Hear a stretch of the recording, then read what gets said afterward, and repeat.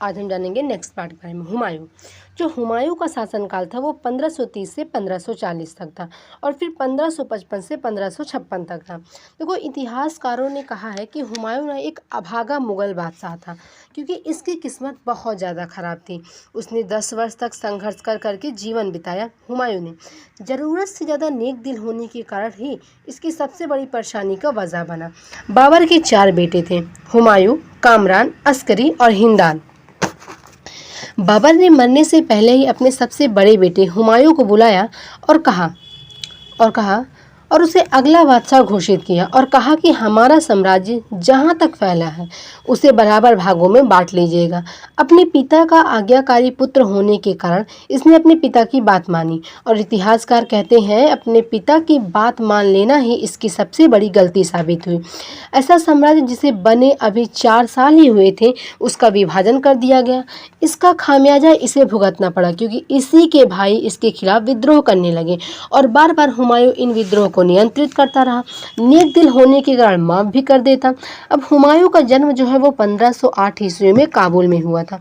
ये बचपन से ही बहुत होशियार था और इसने खुद दिल्ली और आगरा रखा और अपने भाई कामरान को काबुल और कंधार और अस्करी को संभल और हिंदाल को अलवर दिया। इसके 3 हुमायूं ने खुद दिल्ली और आगरा रखा और अपने भाई कामरान को काबुल और कंधार दिया, अस्करी को संभल दिया और हिंदाल को अलवर दिया। इसके 3 दुश्मन थे। महमूद लोदी इस समय बंगाल में शासन कर रहा था, शेर खान फरीद जिसका नाम था ये इस समय बिहार में शासन कर रहा था और बहादुर शाह ये इस समय गुजरात में शासन कर रहा था। इन तीनों का उद्देश्य था हिंदुस्तान से तुर्कों का शासन खत्म कर अफगानों का शासन लागू करना। हुमायूं ने अपना प्रथम आक्रमण 1531 में कलिंजर के किले पर किया, अधिकार नहीं कर पाया। जब इसमें ये विफल हुआ तो बंगाल के महमूद लोदी का ध्यान आकर्षित हुआ और महमूद लोदी अपनी सेना को लेकर हुमायूं की तरफ चला और 1531 में ही दोनों में एक युद्ध दोहरिया का युद्ध हुआ, जिसमें हुमायूं विजयी हुए और उसने बाद में मोहम्मद लोदी को मरवा दिया। मोहम्मद लोदी के मरने से शेर खान को फायदा हुआ। शेर खान ने बंगाल पर भी अधिकार कर लिया। अब बंगाल और बिहार दोनों का शासक शेर खान हुआ। शेर खान वाराणसी के चुनारगढ़ के किले के पास रहता था और मुगलों को बाहर निकालने की योजना बनाया करता। उधर हुमायूं भी जानता था कि जब तक शेर खान जीवित रहेगा तब तक उसे शासन करने में परेशानी का सामना करना पड़ेगा। जिससे पहले शेर खान कोई आक्रमण करता हुमायूं को मारने के उद्देश्य से चुनारगढ़ के किले पर शेर खान जो है वो वाराणसी के चुनारगढ़ के किले के पास रहता था और मुगलों को बाहर निकालने की योजना बनाया करता। उधर हुमायूं भी जानता था कि जब तक शेर खान जीवित रहेगा तब तक उसे शासन करने में परेशानी का सामना करना पड़ेगा। जिससे पहले शेर खान कोई आक्रमण करता हुमायूं ही मारने के उद्देश्य से चुनारगढ़ के किले पर आक्रमण कर दिया। 1532 में चुनारगढ़ के किले पर आक्रमण करने के बाद लगभग 6 महीने बीत गए। लेकिन नावा महल के अंदर प्रवेश कर पाया और ना ही शेर खान बाहर आया। और उधर गुजरात का शासक बहादुर शाह का ध्यान आगरा की तरफ गया कि मुगल बादशाह तो चुनारगढ़ की तरफ व्यस्त है, इसलिए मुझे आगरा पर आक्रमण कर देना चाहिए। अब धर्म संकट में फंस चुका था हुमायूं, क्योंकि इधर शेर शाह काबू में नहीं आ रहा था और उधर बहादुर शाह की सेना आ रही थी। लेकिन चुनारगढ़ के किले का जब राशन खत्म होने लगा तो शेर खान टूटा और एक सेना की टुकड़ी अपने बेटे के साथ भेजकर संधि कर ली और कहा कि अब मेरा बेटा अपनी सेना के साथ मुगलों की सेवा करेगा। बहुत नेक दिल होने के कारण उसने उस झूठी संधि को स्वीकार कर लिया हुमायूं ने और अपनी पूरी सेना के साथ वापस आगरा ले आया। तो बहादुर शाह की सेना से 1533 में भिड़ंत हुई और बहादुर शाह को पराजित किया। अब हुमायूं के पास सिर्फ एक ही परेशानी की वजह था, शेर खान। लेकिन शेर खान ने हुमायूं से संधि कर ली और तो हुमायूं का ध्यान तो हट गया। तो उधर शेर खान बंगाल और बिहार में और भी मजबूत हो गया और अब उसने योजना की मुगलों पर आक्रमण करके हिंदुस्तान से भगाएगा, वो मुगलों को आक्रमण करेगा। तो हुमायूं की परेशानी फिर बढ़ने लगी। इससे पहले कि शेर खान उस पर आक्रमण करता उसने फिर जल्दबाजी दिखाई और 1538 में चुनारगढ़ में दूसरा घेरा डाल दिया। इस बार 10 से 15 दिन में ही चुनारगढ़ के किलों को तोपों से गिरा दिया गया और अपनी सेना के साथ महल में प्रवेश कर गया। लेकिन इस बार शेर खां नहीं मिला, तो उसे छोटी सी जीत पर बड़ा सा जश्न मनाने की आदत थी। वहाँ बहुत ढेर सारे खाने पीने का सामान मिला और वो सब जश्न मनाते रहे। फिर हुमायूं जश्न खत्म होने के बाद वापस चल पड़ा। जब वह गौड़ नामक स्थान पर पहुंचा तो वहां पर शेर खां नहीं, लाशों का ढेर दिखा। उसे शेर खां पहले ही तबाह कर चुका था, तो उस स्थान को हुमायूं ने जन्नताबाद नाम दिया। शेर खां ने अपनी योजना से उसे गौड़ तक बुला लिया, लेकिन अभी तक शेर खां काबू में नहीं आया और इसके बाद हुमायूं के पास अपनी थकी हारी सेना को वापस लेकर लौटने के सिवाय कोई चारा नहीं था। जब वह बंगाल मतलब गौड़ से अपनी थकी हारी सेना के साथ वापस लौट रहा था, तो रास्ते में बिहार के बक्सर में चौसा नामक स्थान पर अपनी सेना लेकर शेर खां इंतजार कर रहा था। 1539 में चौसा का युद्ध हुमायूं और शेर खान के बीच लड़ा गया। इसमें शेर खान विजयी हुआ और विजय के उपलक्ष्य में इसने शेर शाह की उपाधि धारण की। शेर खान ने शेर शाह की उपाधि धारण की।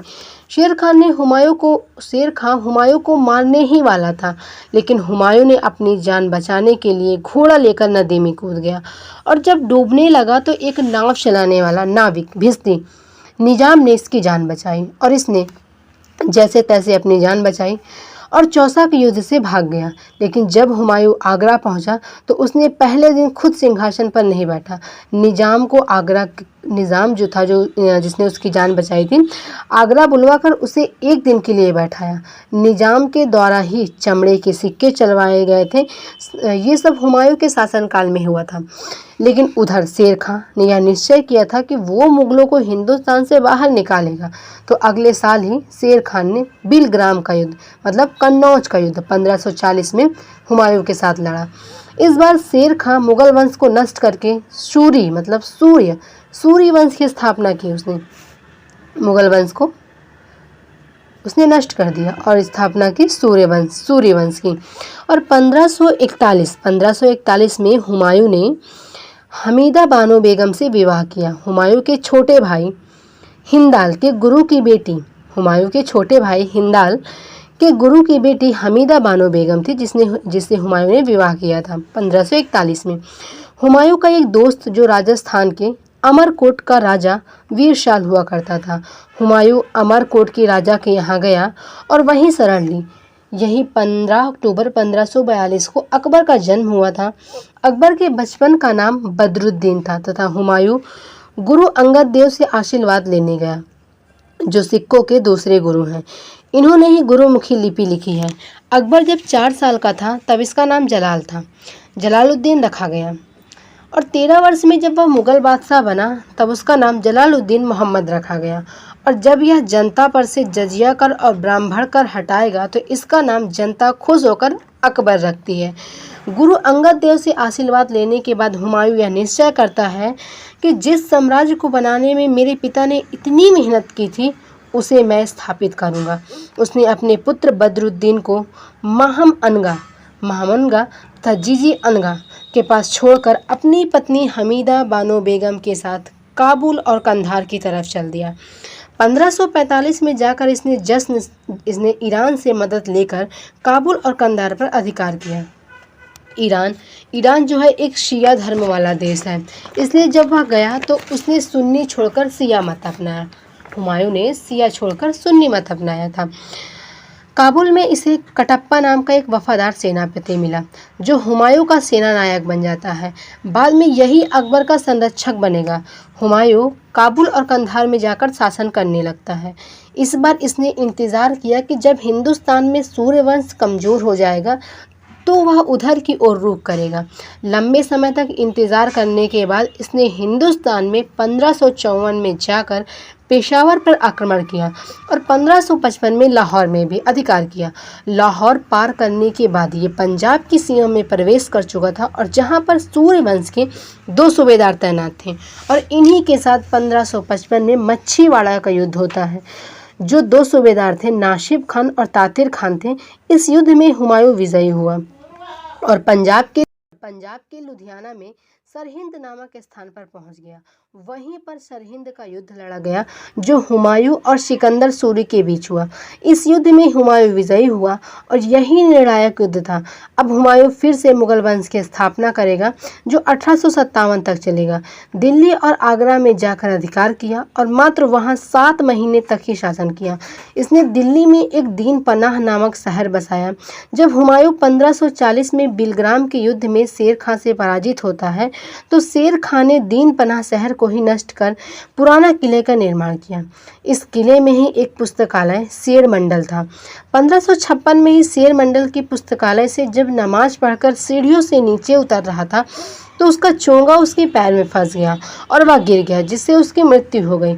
हुमायूं का मकबरा दिल्ली में है जिसे हाजी बेगम ने बनवाया था। हुमायूं की जीवनी का नाम हुमायूंनामा है जिसे गुलबदन बेगम ने लिखा है। ज्योतिष में विश्वास रखने वाला और ज्योतिष के अनुसार हर दिन अलग अलग रंग के कपड़े पहनने वाला शासक हुमायूं था। अफीम खाने का आदी हुमायूं था।